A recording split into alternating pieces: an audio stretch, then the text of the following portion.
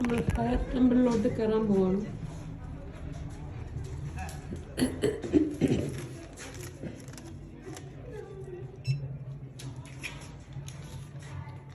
തട്ടിയെടുത്തല്ലോ.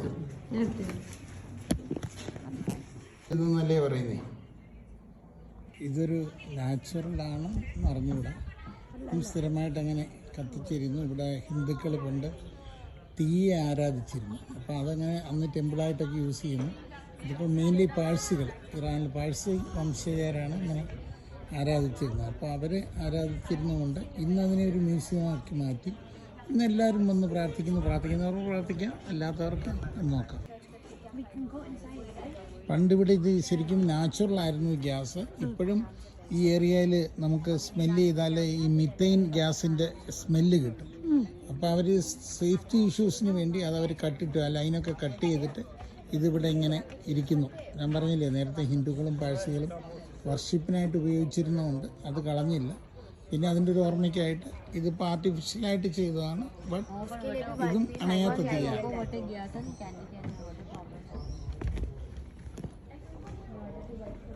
ശരിക്കും ഇവിടെ നാച്ചുറലായിട്ട് തീ ഉണ്ടായിരുന്നതാണ്. ഇപ്പോൾ ഇത് സ്ഥിരമായിട്ട് ആർട്ടിഫിഷ്യലായിട്ട് അവരങ്ങനെ അതിൻ്റെ ഓർമ്മയ്ക്ക് വേണ്ടിയിട്ട് വെച്ചുകൊണ്ടിരുന്നു. ഇത് അകത്തുനിന്നുള്ള പ്രൊഡക്ഷനിൽ നിന്നായിരിക്കും ഇത് ഉപയോഗിക്കുന്നത്. പക്ഷെ ഇത് കൺട്രോൾഡാണ്. ഈ തീ കൺട്രോൾ ചെയ്യും.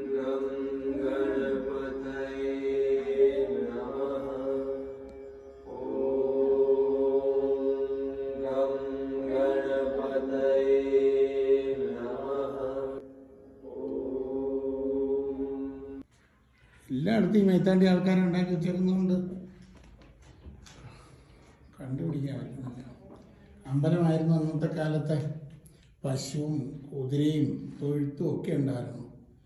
തൊഴുത്തിൽ പശുക്കളെയൊക്കെ വളർത്തിയിരുന്ന ലയങ്ങളൊക്കെ, കുതിരയുടെ ലയങ്ങളാണ് ഈ കാണുന്നത്.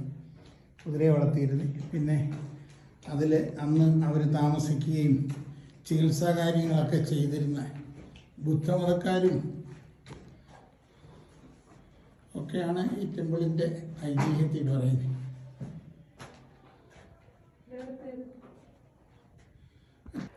ഇവിടെ വർഷിപ്പേഴ്സായിട്ടുണ്ടായിരുന്നത് പാഴ്സികളാണ് ശരിക്കും ഇവിടെ ഇത് നടത്തിക്കൊണ്ട് പോന്നിരുന്നത്. പിന്നെ ഈ സ്റ്റെപ്പൊക്കെ ഇവിടെ ആ നാച്ചുറൽ ഇത് പ്രൊട്ടക്റ്റ് ചെയ്യാനായിട്ട് സ്റ്റെപ്പൊക്കെ ഗ്ലാസ് ഇട്ട് കാണിച്ചു. അന്നത്തെ ഇതിൽ കിട്ടിയ ഉപകരണങ്ങൾ അന്ന് അവർ ഉപയോഗിച്ചിരുന്ന,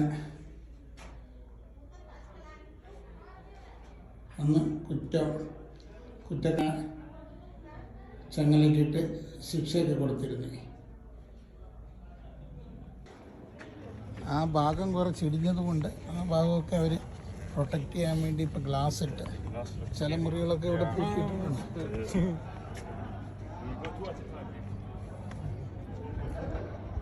ഇതൊക്കെ ആ ഗ്യാസിൻ്റെ ഒറിജിനാണ്. ഗ്യാസിൻ്റെ ഒറിജിൻ ഈ ഭാഗത്തുണ്ടായിരുന്നു. ആ ലൈനൊക്കെ അവർ ഇപ്പോൾ കട്ട് ചെയ്തിട്ട് ഈ മിത്തൈൻ സ്മെല്ലുണ്ടെങ്കിൽ പോലും അതൊക്കെ കട്ട് ചെയ്ത് നിർത്തി.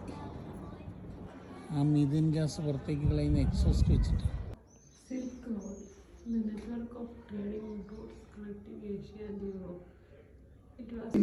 ഫയർ വർഷിപ്പിംഗ് ആണ് അതിൻ്റെ ഒരു തുടക്കമായിട്ട് കാണിക്കുന്നത്. ഹിന്ദുയിസം ഇവിടെയും നിലനിന്നിരുന്നു അന്നത്തെ കാലത്ത്. പിന്നെ എല്ലാവരും മുസ്ലിമായിട്ട് കൺവേർട്ട് ആയതായിരിക്കണം. ചെറിയ അന്ന് അവർ ആരാധിച്ചിരുന്ന അന്ന് കണ്ടുകിട്ടിയതിലുള്ള ചെറിയ രൂപങ്ങളും അറബി നാടുകളിൽ നിന്ന് അവർ വന്നെന്നുള്ളതിന് തെളിയിക്കുന്നതും എല്ലാം ക്ലാസ്സിൽ കണ്ടോ. ശരിക്കും ഇതാണ് ഇവിടുത്തെ ഒരു പ്രതിഷ്ഠയായിട്ട് കാണുന്നത്. അന്നിവിടെ വർഷിപ്പിന് സിഖുകാരും വന്നിരുന്നു. അപ്പം ഇന്ത്യയായിട്ട് ഉണ്ടാകുന്ന കണക്ഷൻ അങ്ങനെയാണ്. സിഖ് മതവിഭാഗവും പാഴ്സികളും അവർ വന്ന മുസ്ലിം സിഖും ഒക്കെ അന്ന് ഒരേ തരം ആരാധനാക്രമങ്ങളിലൊക്കെ ആയിരുന്നല്ലോ. പിന്നെ വന്നിട്ട് അന്ന് ആൾക്കാർക്ക് കിടന്നുറങ്ങാനും വിശ്രമിക്കാനും ഒക്കെ ഉള്ള സ്ഥലങ്ങൾ. ഇന്നും എന്തായാലും അവർ വളരെ നല്ല രീതിയിൽ അതിനെ പ്രൊട്ടക്റ്റ് ചെയ്ത് കീപ്പ് ചെയ്യുന്നു എന്നുള്ളതാണ് നന്നായിട്ട്. ഇതിൽ നിന്ന് ഫ്രൂട്ടുകളൊക്കെ കുക്ക് ചെയ്യാനോ ഫ്രൂട്ട് കുക്ക് ചെയ്യണോ? അല്ലേ കഴിക്കാനും ഒക്കെ ഉള്ളതായിരിക്കണം.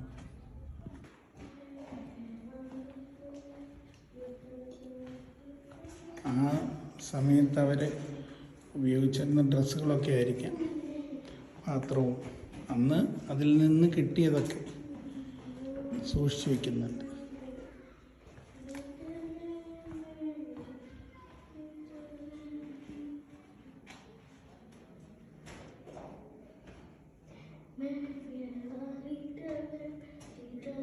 മെറ്റാലിക് റാഡിലാണ് അത് ഫയർ ഉണ്ടാക്കാനായിട്ട് ഉപയോഗിച്ചിരുന്നതെന്ന്.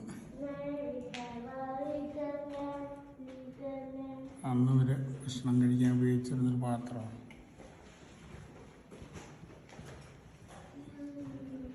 വെട്ടത്തിന് വേണ്ടി ഇതാ മുകളിൽ നിന്നിങ്ങനെ ഓടുണ്ട്, അതിൽ കൂടിയാണ് വെട്ടമൊക്കെ കിട്ടിയിരുന്നത് എല്ലാവർക്കും. ഇപ്പം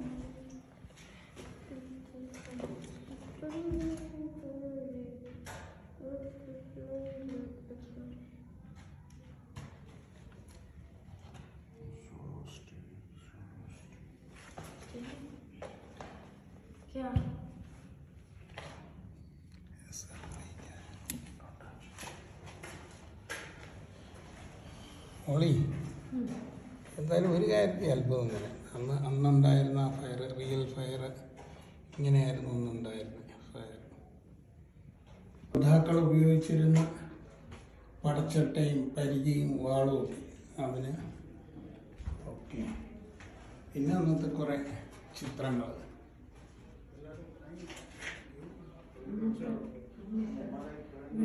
ആ സെഞ്ചുറിയിൽ അത് ഇതൊക്കെ ഇപ്പം നശിച്ചു പോയിട്ടുണ്ടാവണം. ഈ കോട്ട ഇപ്പം ഉണ്ട്, നമ്മുടെ എൻട്രൻസ് ഒക്കെ ഉണ്ട് ഇപ്പോൾ.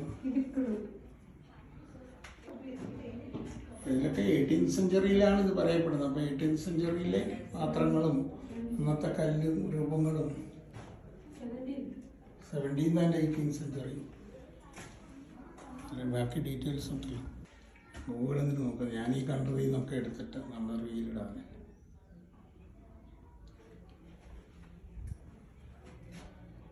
സെറ്റിൽമെൻറ്റ്സ്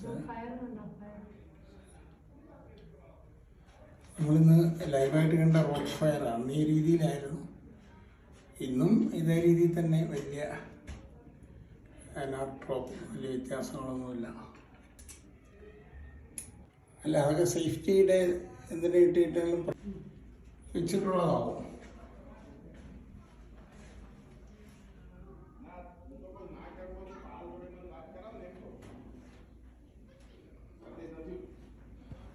അടിയിലൊക്കെ തന്നെ വന്നത്തെ ലിപിയൊക്കെ പാഴ്സികളും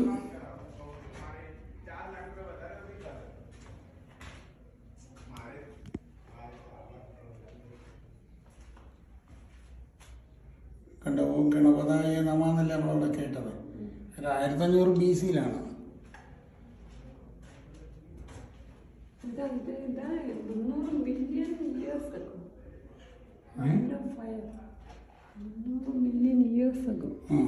ആയിരിക്കാം.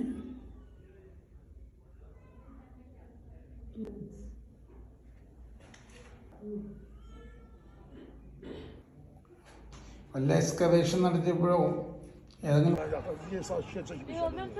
ഏരിയന്ന് ഇതും ഫയർ ഇതും റോക്ക് ഗാർഡനും എല്ലാം യുനെസ്കോയുടെ പൈതൃക പട്ടികയിൽ കിടക്കുന്നതാണ്.